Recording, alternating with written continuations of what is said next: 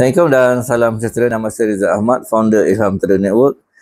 Okey, perlu tak anda tengok pergerakan price? Okey, dia boleh buat pembalikan ataupun bounce ataupun rejection pada area level yang sama yang dengan yang sebelum tu. Okey. Sebab saya dulu trade support resistance, sekarang pun saya trade support resistance juga tapi saya je combine dengan supply and demand.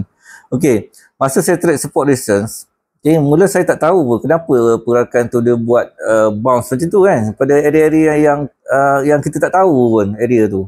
Rupanya bila saya zoom out baru saya nampak itu adalah area resistance, itu adalah area support yang sebelum. Masa dia buat rejection pada area-area support resistance yang sebelum. Masa tu dah sebab baru saya faham. Okey. So sebenarnya support resistance ni dia bukan satu garisan level harga, dia ada satu area. Dekat situlah tempat manusia berkumpul untuk membuat keputusan buy ataupun sell. Dekat situ jugalah banyak emosi manusia terkumpul kat situ . So itu saja. Kalau anda nak tengok ebook support resistance, anda boleh pergi kat link bio saya. Okey, saya rasa itu saja. Assalamualaikum dan salam sejahtera.